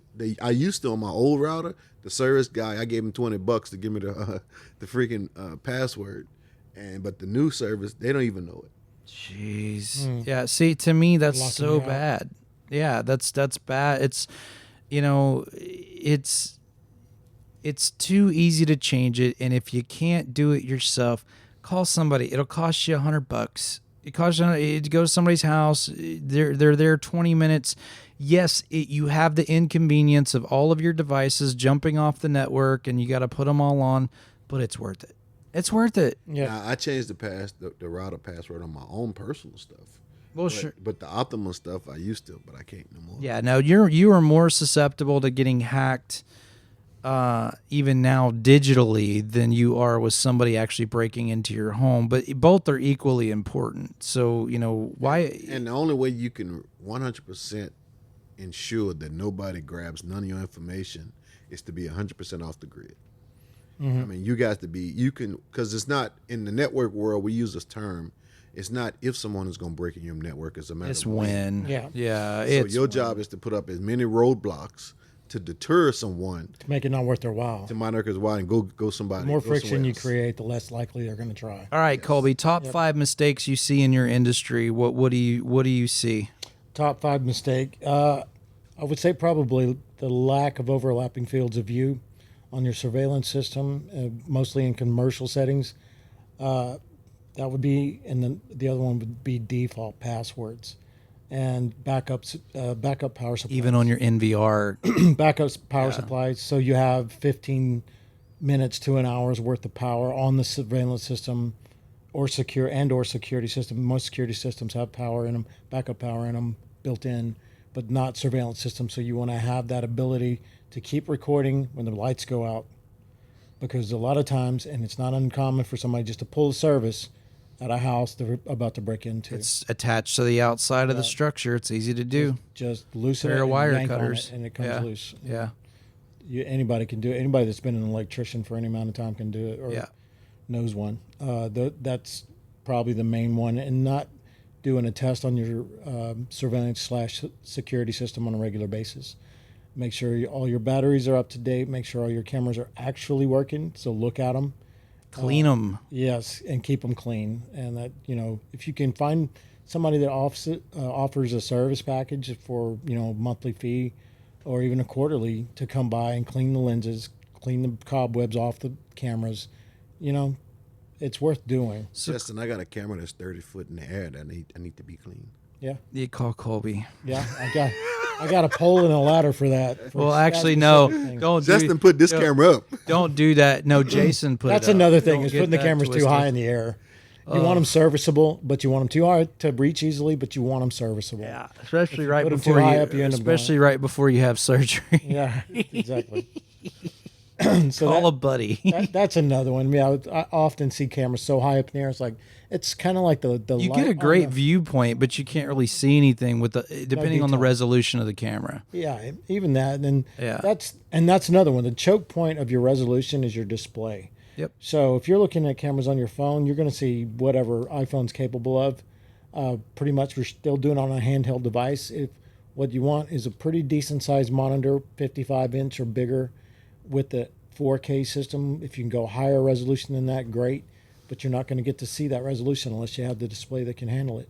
Yeah, because my cameras, when I access them remote through the app on my phone, it's a different resolution It's a subnet versus or substream, substream versus the mainstream. and that's usually 720p. I'm going to add a number 6 to this. Okay. No matter who your service provider is, have them put it on a card.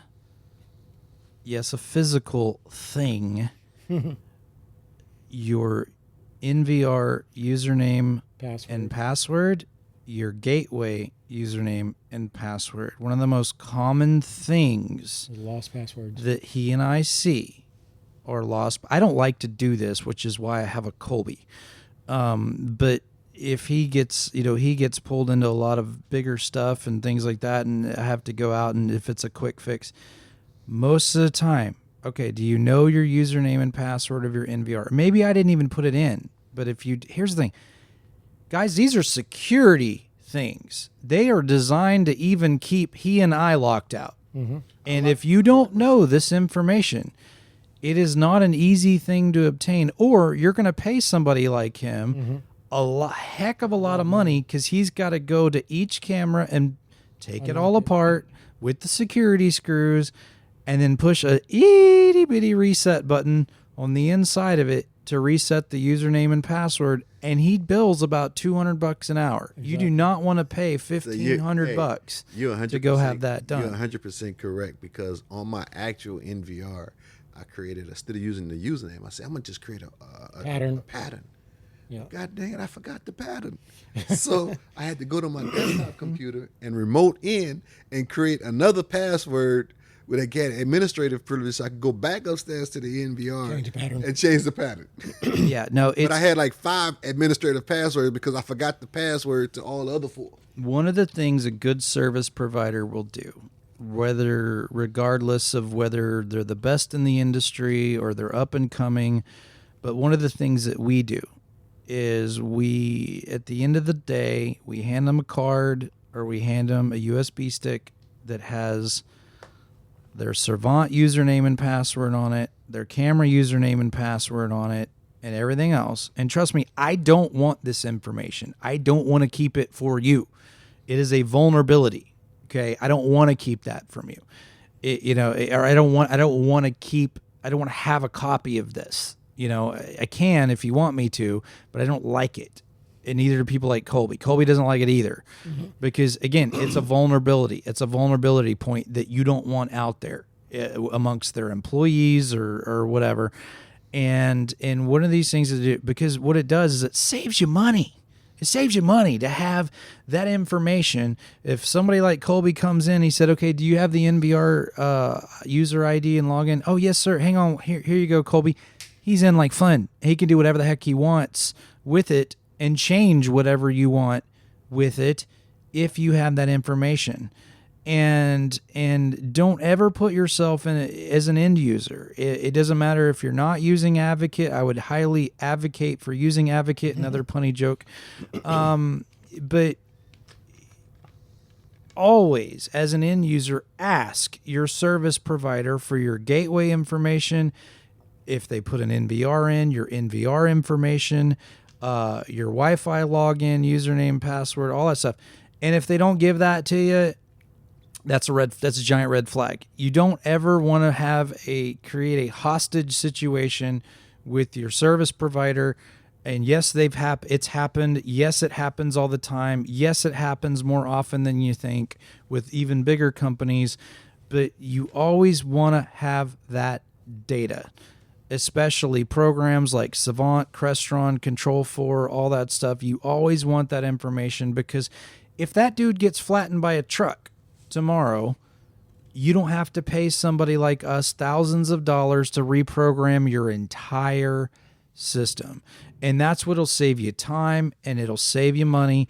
But always ask for that. Always ask for that. So, Kolby, on these monitored cameras, how much does it cost? Is it on a residential system? If you're doing a scheduled monitoring, so like you go to bed at 10 o'clock and you wake up at 5 a.m. and you have your cameras monitored between that time frame, you're looking at about $40 a camera. So you usually only need a couple cameras. So $80 a month. Yeah, less than a cell phone bill. Okay. And you're 100% secure, because if there is a threat, it's basically on video verification can be proactive. So before the alarm ever gets set off, you see someone coming, and they can call the police and say, this is the perp, what he looks like, what he's driving. If they need to, they can send a video clip to the officer. So are you seeing people cancel their security service and using this, or are you seeing it used hand in hand? It's used hand in hand, but the trend I see is they're not using their intrusion alarm at all. Especially I've got a couple of restaurants, and restaurants, you would think, what are they going to steal? And they're going to get TVs, but they go straight to the manager's office and take the cash drawer, take the safe. And that's happened enough times, and you introduce this to them and they're like, yes, that's what I want. Because yes, they have a surveillance system, they have a security system. The perpetrator broken through the ceiling, walked on the beams before dropping into the manager's office, and then taking the cash for whatever petty cash. They took a couple grand, but that's a big payday for him. He does that 3 or 4 times down I-10, and he's got enough money to last him for a while. And you had a guy cut through the roof of the place. Cut through the roof. He climbed on the. That's a lot of work. Cameras saw him, but they weren't being monitored at the time. So we had great footage of him. We know his MO. We know what he looks like, know what he drives, but by that time he's long gone. That's a lot of work. If we'd had the monitored cameras on the cameras that were looking, he would have been gone. Yeah, we'd have had him. His first saw cut, he would have been done. Yeah, as soon as he jumped up on that shed on the side of the building, that would have got him, because we had him on camera.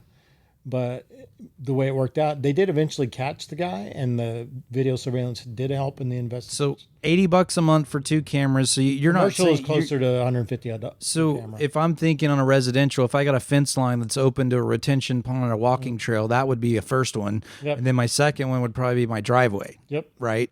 Yep. You know what I mean? And then that way you've got kind of. They give you get a budget that starts out with 10 to 20 incidents. And it's not a contract, right? Or is it? It is. It's a yearly. You get a yearly thing. Yearly thing. Basically, but the reason for that is there's indemnification and everything that's written into that contract. You need to have that. But that it can allow for proactive monitoring of the situation, where they don't ever set the alarm off, because if you have a talk-down device or the flashing lights, you can set all those things off. Dear God, are they like bowling like rhinoceroses or something? I don't know. Well, it never comes through to the recording, but it's like somebody banging a hammer right behind my head. It sounds like they're moving furniture over there. Something. Anyway, very angrily as well. Yeah, but for a cost of, like I said, if you're doing commercial and you got a big property and you're doing 3 or 4 cameras, it averages out to about $5 an hour, a day, or an hour. I'm sorry, to have basically a security card that can see all the cameras, right?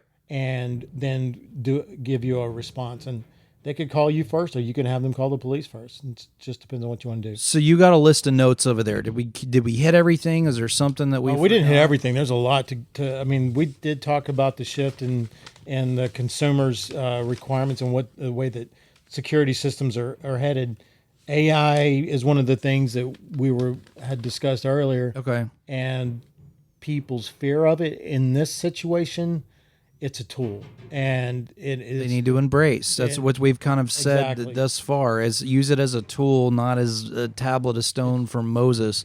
Yeah, it's a tool, and it enhances the capabilities of your surveillance system by a lot.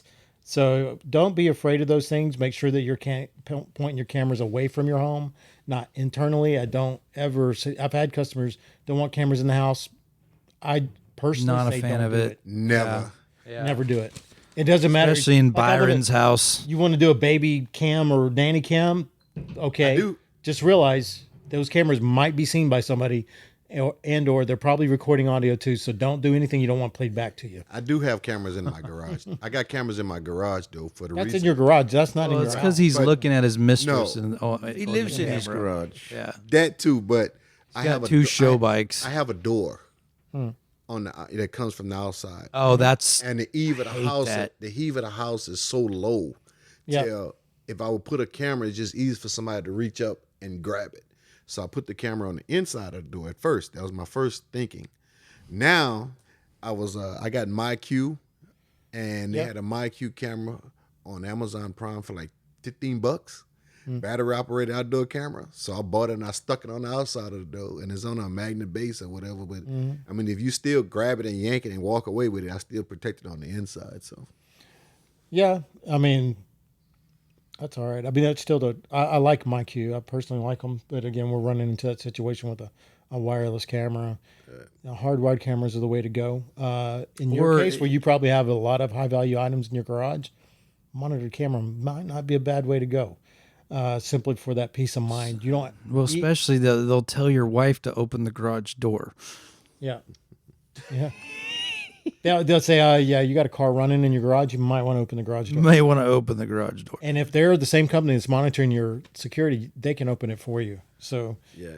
you know, See, I like that. That they're like having Hey, somebody at the I house. need to get a tilt sensor off your truck. I So see it the outside. common horror story that I hear a lot, well, and there was one where I was called by another security professional that where the clients had, and this is those worst as you can get. They had just got back from Italy. It was 10, it was 9 o'clock at night, almost 10 o'clock at night, and they got locked out of their own home. It was it was I an remember automated home. It was a proprietary gate controller that one of those companies, it was either the automation company or the gate controller, decided they didn't want to play nicely anymore, so they couldn't open the gate. They couldn't open the garage doors. They couldn't open their doors. So you mean Christine wouldn't open the door? No, Open the nothing Christine. would work. And so they were literally calling line by line anybody that would answer the phone. And so they called a buddy of mine, got him on the phone because he comes up quite a bit. And he said, okay, what automation system do you have? And they said, oh, we have Savant. And it's nothing against Savant. It was against the gate controllers. the way it was all working together. And because this can happen with any automation system. And since then, Savant has come out with their own gate controller that they own, that they work with, that they don't have to mess with anymore with licensing or getting hijacked and having to pay more money to these people when they don't deserve to be paid, and that's usually what happens with all these manufacturers. Those manufacturers up the licensing to be certified through that automation system, and then that if that automation system decides they don't want to pay it anymore, then you're screwed as the end user.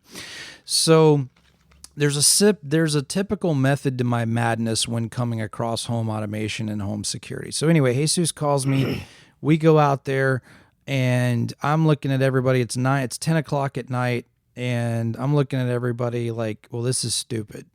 I'm Spider-Man, so I just do a backflip over the fence, jump, open the gate controller box, hit the button. He's a lot older than I am. He was like, well, I couldn't have done that, and then the homeowners were like, well, we surely couldn't have. And who is this guy? Is he part ninja? What is he? And so ask Kolby. He's seen me on job sites, and he's like, in a couple of years, you're going to regret doing that. You just did that. And so I hit the button, gates open, and they're all looking at this fancy stuff with laptops and stuff like that. And I'm just looking at the basics, and I'm like, you have a keypad on the garage. Do you know that number? Well, yeah, we haven't changed it in forever. Cool, go punch it in. Well, the automation, it doesn't matter. Still works. When I design an automation system, ladies and gentlemen, I look for things that work on their own first, and I let the automation system manipulate, okay?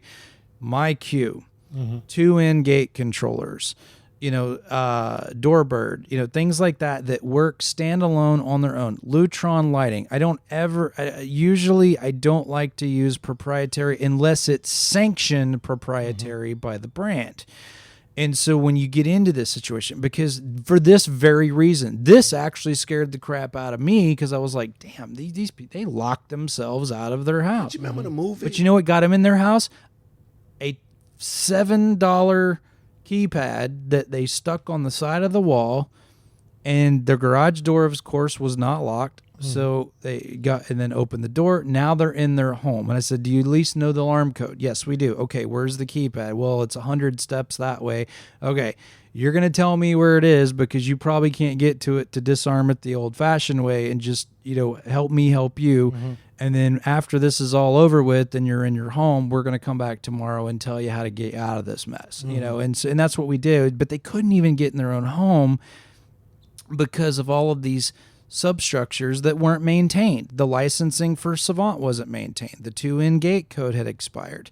Everything else wasn't maintained. And that's what I'm saying is if you're going to go that route, there's nothing wrong with going that route, but you have to attach yourself to someone that's going to keep up with those things. And that was the horror movie story. They made a while back where the AI lady Christine or Caroline took over Alexa. the home.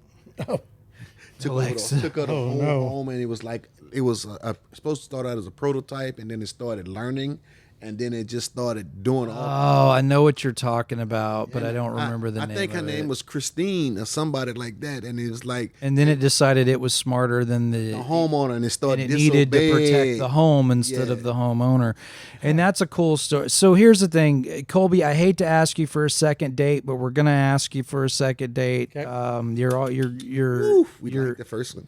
Well, no, this is always fun when you have people on that it's so easy to talk to, and they just know their craft. Advocate Security, I'm not going to pretend like I know your phone number because I just hit the button that says Kolby on my phone. Yeah, just check out advocatesecurity.net and find all the information you need. So now's the time for me to make my confession. Oh, God. We don't want to know about your naked habits in your garage. Again, you don't want cameras inside your house. What's your confession? My confession is I broke one of Justin's 10 home theater rules. Oh, God. Here we go. Which rule? What number it was? Yeah, that was rule number 4. Match the brands. Match the brands. Yeah. I mismatched brands. He mismatched brands, and we'll get into that next week. Next week coming up, Kaleidoscape is going to be in the house next weekend. Tell them to bring coupons. We want coupons. They're going to bring more than that. So Kaleidoscape's coming in next week. Matt Scarborough, going to have him in the house. We got a full schedule. We've got events by Jen Moore, who actually has a event company where she stages events and all kinds of cool themed parties and stuff. I know what you're wondering. You're wondering why the heck does that roll into technology? Well, she's done Back to the Future theme parties with DeLoreans and LED screens and all kinds of things. Literally dreams come true. Doesn't Ian look like the professor from? Oh, Doc. Yeah, Doc Brown. Yeah, kind of. He just needs to do his hair in a wild way with a lab. He just needs your hair is more suited. That's true. That's true. Definitely is crazy. But events by Jen. We're gonna have Jen Moore on. We're gonna have Jay Sands. Jay Sands is a hip hop artist and uses, but also a photographer, videographer, and has a music career as well. Mixes and produces his own. Actually, just writes. He has it mix and produce. And he was weighing in. I ran into him at our favorite coffee shop, Serenity. Going to have him on board, get him on a show, talk about AI in the music industry. He's another good one. Rob Hawthorne, having a meeting with him next week. He's a local author talking about how AI has affected your business and search engines. Going to get Kolby on because I feel like this goes right into what we talk about every day, and that's how to protect yourselves. And his whole business is full circle. Stay protected, get connected, or is it get connected, stay protected, or get connected, get protected? Yeah, no. Yeah. So that is his whole MO, full circle. How to protect yourself inside, outside of your home, and how to protect what you worked hard for the most. That is a cast on this Saturday, How to Protect Yourself, a powerful conversation with Advocate Security. We're so happy to have you on, Kolby. Thank you for taking time out of your Saturday to show up for us. My pleasure. Always fun to have you on in our grown-up studio now. And I think that's it. Ray's on assignment as usual. More announcements coming soon. I'm going to post a schedule about upcoming guests. We're going to have more guests. We got guests coming in from all kinds of places. We're going to have Callie from Cali Fit and Motive Fitness. She's going to come in and talk about technology and health and how it affects your health. We have CJ coming in from Serenity Sips and talks about how detoxing from technology can help you. Of all things technology. Ian, take us out. Bye. God, that was a weak takeout. Well, you didn't give me any advance warning. I mean, come on. All right, Byron, take us out. Deuces say hello to my little friends. All right. Till next time. And then if you need some security, give Advocate Security a call, advocatesecurity.net. Check them out on Facebook, Instagram, all the things. Or to find audio, video, we can get you in touch with Kolby of all the things. And we'll see you soon.